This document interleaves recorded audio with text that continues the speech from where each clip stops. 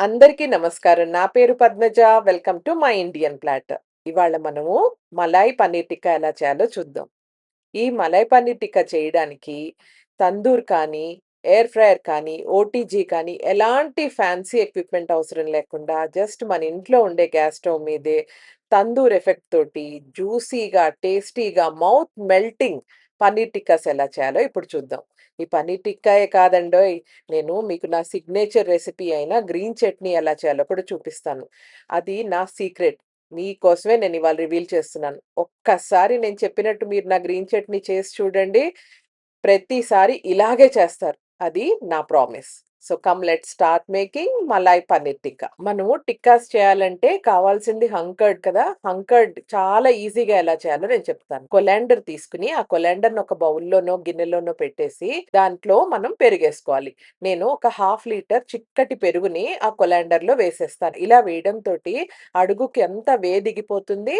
మనకి కర్డ్ అంతా చిక్కటి పెరుగంతా పైనుండిపోతుంది. ఇలాగా నేను ఈ గిన్నెని తీసుకెళ్ళి ఒక 5-6 అవర్స్ ఫ్రిడ్జ్‌లో పెట్టేస్తా. దాంతోటి పులవదు, అలాగే మన పెరుగు కూడా గట్టిగా ఉంటుందనమాట. ఒక 5-6 అవర్స్ తర్వాత మనం తీసి చూసామంటే అడుగునంతా వస్తుందండి. ఈ వేని మనం పడేయకూడదు. ఈ వేని ఏం చేయాలో నేను మీకు తర్వాత చెప్తాను. ఇప్పుడు మనం మ్యారినేడ్ ఎలా చేసుకోవాలో చూద్దాం. ఇలా మొత్తం మనం హ్యాంగ్ చేసుకున్న కర్డ్ అంతా వేసేసుకొని ఒక మాట స్పూన్‌తో కానీ, ఫోర్క్‌తో కానీ కలుపుకోండి. చూసారా మనది కర్డ్ ఎంత థిక్ అండ్ క్రీమీగా వచ్చిందో? దీన్ని బాగా ఒక్క మాట కలిపేసుకొని, దీంట్లో ఇప్పుడు మనము 2 table spoons of fresh milk cream add చేసుకుందాం. ఇది మా ఇంట్లో ఉండే మిల్క్ క్రీమేనండి. ఇది కొన్నది కాదు. మీరు ఒకవేళ ఇంట్లో లేకపోతే అమూల్ మిల్క్ క్రీమ్ అయినా యాడ్ చేసుకోవచ్చు. అలాగే గ్రీన్ చిల్లీ పేస్ట్. నేను 4 గ్రీన్ చిల్లీస్‌ని ఇలా పేస్ట్‌లా చేసుకున్నాను. ఆ గ్రీన్ చిల్లీ పేస్ట్ కూడా యాడ్ చేసేసుకొని, దీంట్లో ఒక 2 స్మాల్ క్యూబ్స్ ఆఫ్ చీజ్. ఈ చీజ్‌ని మీరు గ్రేట్ చేసుకునేటప్పుడు గ్రేటర్ హోల్స్ సన్నగా ఉండేలా చూసుకొని గ్రేట్ చేసుకోండి. దీంట్లో మనం శనగపిండి వెయ్యం. అందుకని చీజ్ వేస్తే చీజ్ తోటి బైండింగ్ ఉంటుందనమాట. మనం వేసిన మ్యారినేడ్ అంతా కూడా పన్నీర్‌కి, అలాగే వెజిటబుల్స్‌కి పట్టుకొనుంటుంది. సో, చీజ్ కంపల్సరీ వేసుకోండి. వేస్తేనే టేస్ట్ బావుంటుంది.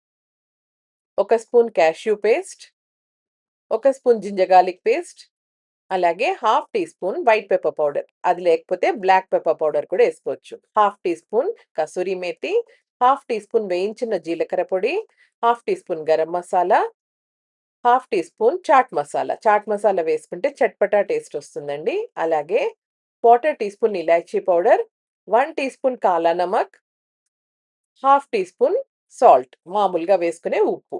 ఇది వేసేసాక నేను కంపల్సరీ దీంట్లో మస్టర్డ్ ఆయిల్ వేస్తానండి. మస్టర్డ్ ఆయిల్ వేయడంతోటి మన పన్నీర్ టిక్కా మంచి టేస్ట్ వస్తుంది. మనకి రెస్టారెంట్‌లో ఎలాంటి టేస్ట్ వస్తుంది పన్నీర్ టిక్కా, అదే టేస్ట్ వస్తుంది. మంచి పంజెంట్ ఫ్లేవర్ తోటి ఈ పన్నీర్ టిక్కా అసలు టేస్టే మారిపోతుందండి ఈ ఆయిల్ వేయడంతోటి. మీరు కంపల్సరీ మస్టర్డ్ ఆయిల్ వేసుకోండి పన్నీర్ టిక్కాకి.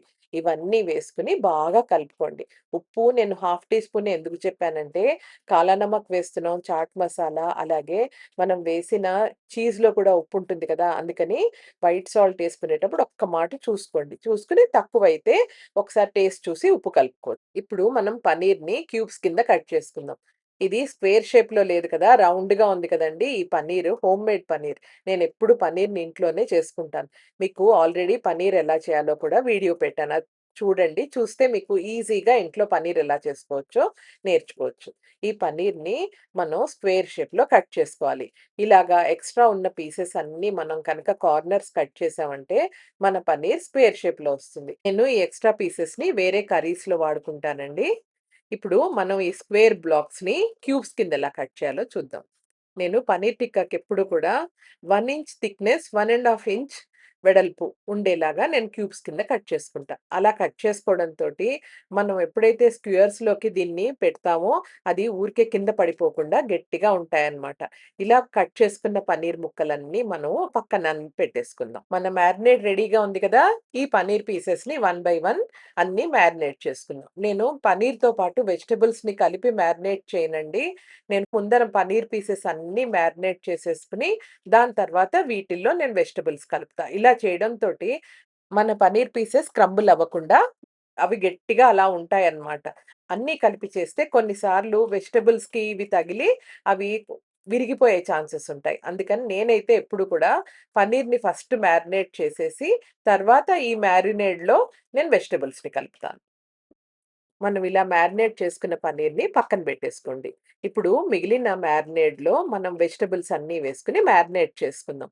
మనం వెజిటబుల్స్ దీంట్లోకి టొమాటోస్, అనియన్స్ అండ్ క్యాప్సికమ్ వాడతామండి. టొమాటోస్‌ని బెంగుళూరు టొమాటోస్ తీసుకుంటే బావుంటుంది.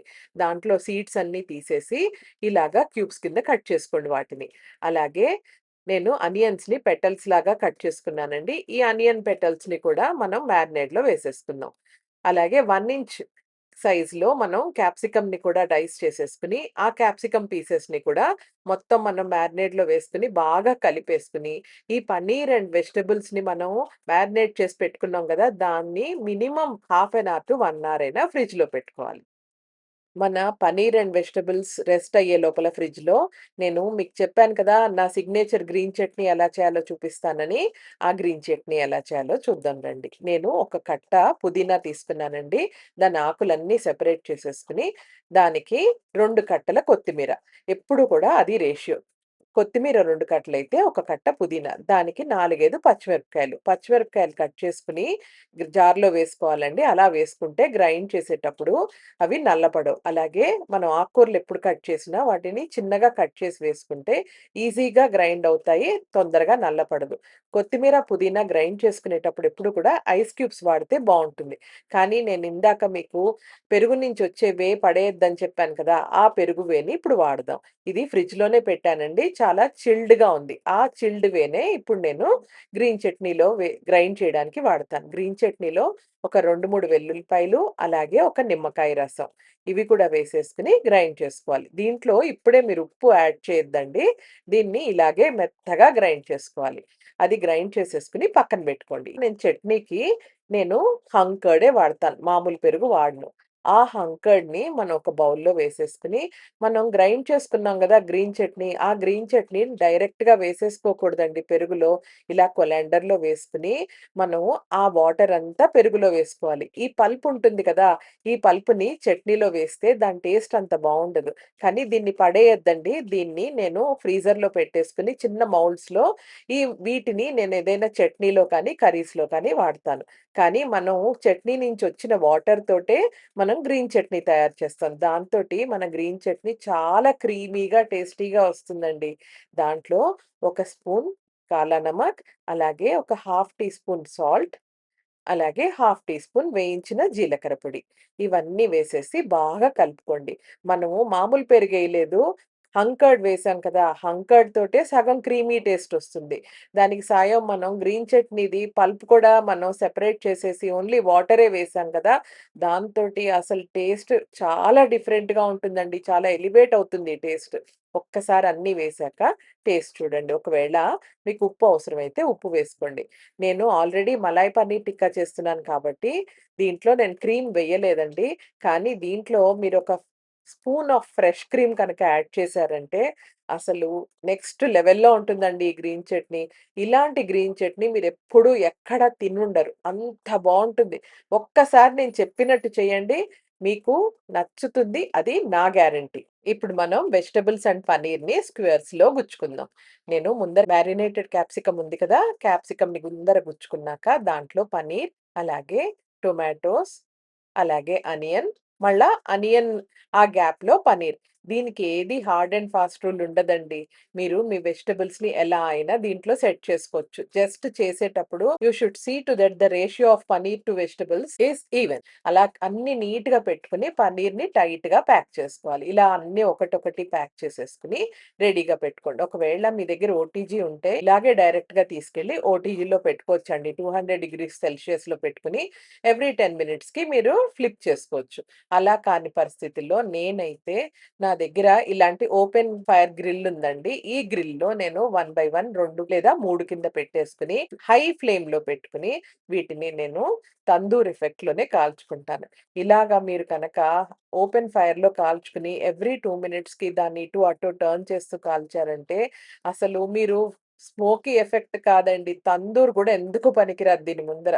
అంత టేస్టీగా ఉంటాయి. ఈ పన్నీర్ పీసెస్ జ్యూసీగా, వెజిటబుల్స్‌కి అక్కడక్కడ స్మోకీగా అసలు ఎవ్రీ బైట్ మీరు ఎంజాయ్ చేస్తారండి. ఏం లేదు ఇది కాల్చుకునేటప్పుడు ఇలా మనము ఆ ఓపెన్ గ్రిల్‌ని చేత్తో పట్టుకొని ఇటు అటు తిప్పుకోవచ్చు. అట్ ది సేమ్ టైమ్ వీటిని స్క్వేర్స్ పట్టుకొని ఇటు అటు టర్న్ చేసుకోవచ్చు. అంత ఈజీ అండి వీటిని చేసుకోవడం మనము.